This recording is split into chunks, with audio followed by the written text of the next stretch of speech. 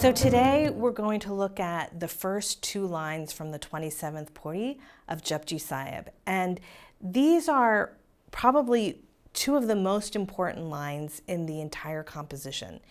It is the Sodara verse of Japji, Sodara Keha, So Gada Keha, Jitabe Sahib Samale. And after Japji is done in the Siri Guru Granth Sahib, this is the verse with mild variations that gets repeated before we go into the rest of the Siri Guru Granth Sahib.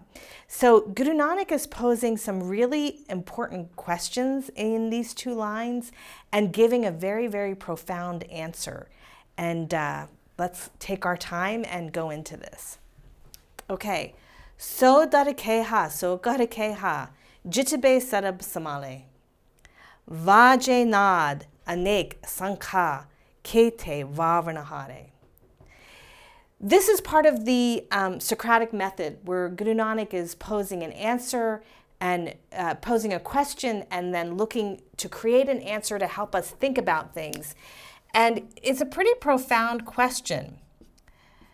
So is that, dar is door, and keha is where. So, again, that, gad is home. Gad also means heart. It has this beautiful double entendre of the home, the heart, or the heart home, or home is where the heart is. So it's a beautiful word that plays on different levels. So gada keha, where? The person, who's this person? God we're talking about here. Sit, be is to sit, sarab is all, samale is to look after or support, okay? So within Guru Nanak's poetry, he's always going back and forth between the macro vision and the micro vision. The macro vision of a great consciousness that's beyond definition, that's beyond form, that's ultimately intelligent and wise and loving and kind and guiding creation. And then the micro reality, the wind and the water and the people and the trees and the life that we live and our families and our minds and how are we navigating.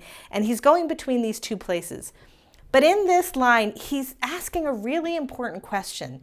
He's saying to the divine, where is the door? Where is that home where you are sitting and actually able to look after everything and support everything? In other words, we know there's a macro consciousness and we know there's a micro reality, right? So this is something that many different philosophies will get into, is that, well, maybe God created the universe but then just lets it go on its own way. Or, no, I just believe in the accident of evolution. I can't conceive of a great consciousness that's actually tuned in and cares about everything that's going on. Guru Nanak is saying, how do you do it? How is it that you're both formless and timeless and all-knowing and all-seeing and actually connected to and guiding the creation? Where is it that you're sitting? Where is the door where you're looking after everything on a practical level? And this is where the answer comes. Vaje nad aneka sanka kete vavanahare. Vaje is musical instruments.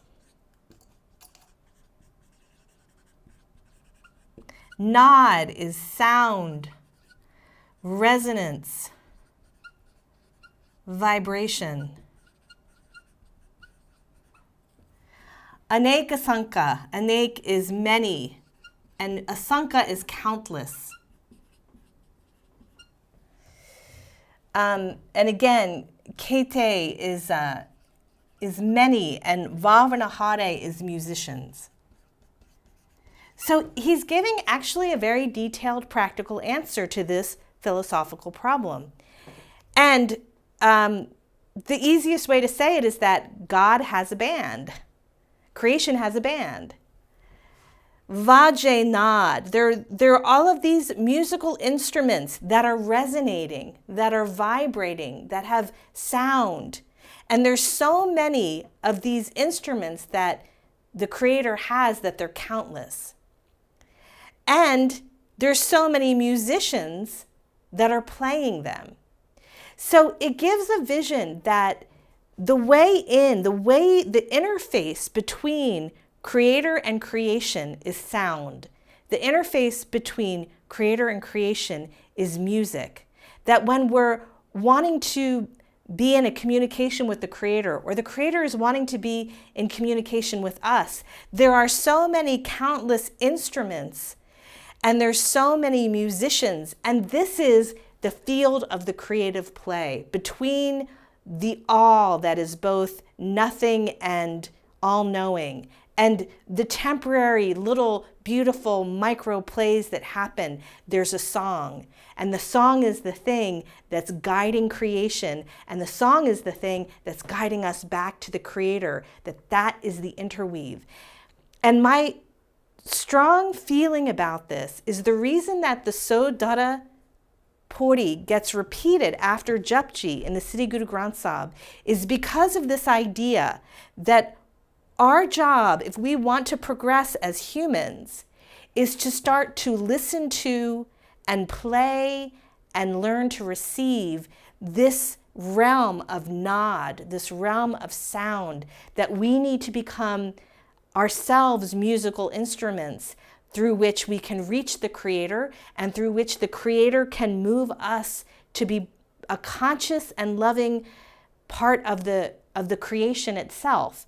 And that's why the entire Sri Guru Granth Sahib, it may be poetry, and it is. It may be philosophy, and it is. It may be interfaith, and it is. But mostly it's music. Mostly it's song. Mostly it's the song to guide us home, but it's also the song to help us bring the heavens to the earth. And that's this idea, this perception that Guru Nanak begins to articulate in the 27th Pauri.